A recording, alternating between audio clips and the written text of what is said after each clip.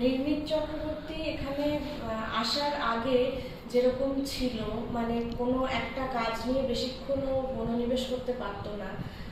বসে থাকলেই মন সবসময় চঞ্চল হয়ে যেত যে এখন কিছু একটা করি, কিছু একটা করি। কিন্তু ইউসিমাস অ্যাবাকাস বালিতে অ্যাডমিশনের পরে কিছু মাস ক্লাস করার পরে আমি অনেক ইমপ্রুভমেন্ট দেখেছি ওর মধ্যে, যেটা এখন বেসিক লেভেলটা কমপ্লিশনের পরে যেটা দেখতে পাচ্ছি যে ওর মধ্যে অবজারভেশনাল পাওয়ার ভীষণভাবে গ্রো করেছে। খুব সুন্দর একটা বিষয় নিয়ে সেই বিষয়ের প্রতি কনসেন্ট্রেশনটাকে ধরে রাখতে পারে, যেটা খুব ভালো একটা দিক। এবং ক্যালকুলেশন করার যে ক্ষমতা, সেটা অনেকাংশে বেড়েছে, যেটা আমি মা হয়ে খুব ভালোই বুঝতে পারি। এটাই বলার।